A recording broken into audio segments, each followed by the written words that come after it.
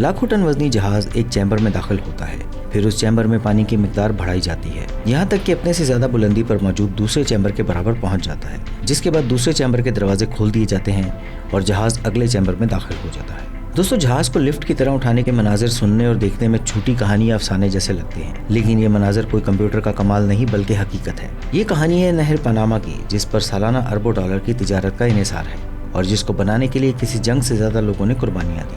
अगर आप भी जहाज़ों को लिफ्ट की तरह उठाने की ये दिलचस्प कहानी जानना चाहते हैं तो वीडियो को आखिर तक जरूर देखें, और अगर आप हमारे चैनल पर नए हैं तो चैनल को सब्सक्राइब कर दें और साथ ही बेल के बटन को भी दबा दें ताकि हमारी हर आने वाली वीडियो का नोटिफिकेशन आपको मिल सके। तो चलें दोस्तों, अब आपको पनामा नहर की सैर करवाते हैं। नाज़रीन, अगर आपको याद हो तो 2021 में नहर सुएज में एक बहरी जहाज फंसने की वजह से ये नहर बंद हो गई थी, जिसकी वजह से जहाज रानी की कंपनियों को अपने बहरी जहाज़ों का रास्ता तब्दील करना पड़ा और आलमी सतह पर सामान की आमदोरफ्त में ताखीर हुई। पनामा नहर से पहले आपको सुएज नहर के बारे में बताते चलें। नहर सुएज मिस्र की एक समंदरी गुजरगाह है जो बहीरा रूम को बहीरा कुल्ज़म से मिलाती है। इसके बहीरा रूम के किनारे पर पोर्ट सईद और बहीरा कुल्ज़म के किनारे पर सुएज शहर मौजूद है। ये नहर 163 किलोमीटर यानी 101 मील तवील और कम से कम 300 मीटर चौड़ी है। इस नहर की बदौलत बहरी जहाज अफ्रीका के गिर्द चक्कर लगाए बगैर यूरोप और एशिया के दरमियान आमदोरफ्त कर सकते हैं। 1869 में नहर की तामीर से कबल इस इलाके से बहरी जहाज एक जानिब सामान उतारते थे और बहीरा कुल्ज़म तक इसे बजरिया सड़क ले जाया जाता था। 1869 में इस नहर के खुल जाने से इंग्लैंड से हिंदुस्तान का बहरी फासला 4000 मील कम हो गया।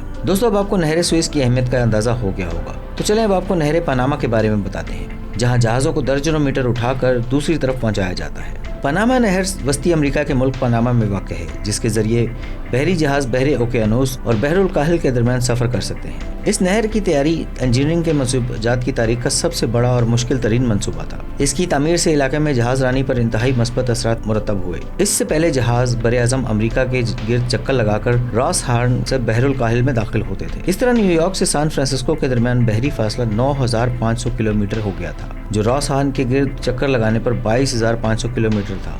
इस जगह नहर की तामीर का मंसूबा 16वीं सदी में सामने आया, ताहम इस पर तामीर का आगाज फ्रांस की ज़ेर क़यादत 1880 में शुरू हुआ। इस कोशिश की नाकामी के बाद इस पर अमेरिका ने काम मुकम्मल किया और 1914 में इस नहर को खोल दिया गया। अब अगर दोनों नहरों का मुवाजना करें तो नहर सुएज जिन दो समंदरों को आपस में मिलाती है उनमें पानी की सतह तकरीबन बराबर है, इसलिए यहाँ से गुजरने के लिए बहरी जहाज़ों को सिर्फ इसमें दाखिल होना होता है। लेकिन पनामा नहर का मामला इतना सादा नहीं है। पनामा नहर दुनिया के अहम तरीन बहरी रास्तों में से एक है, जहाँ से हर साल तकरीबन 14,000 से ज्यादा बहरी जहाज गुजरते हैं, जिन पर 203 मिलियन टन से ज्यादा सामान लदा होता है। इस नहर से गुजरने के दौरानिया तकरीबन 9 घंटे का है। पनामा नहर की तामीर के लिए मतलूबा खुदाई को कम रखने के लिए एक मसनूई झील बनाई गई, जो सतह समंदर से 85 फुट बुलंद है।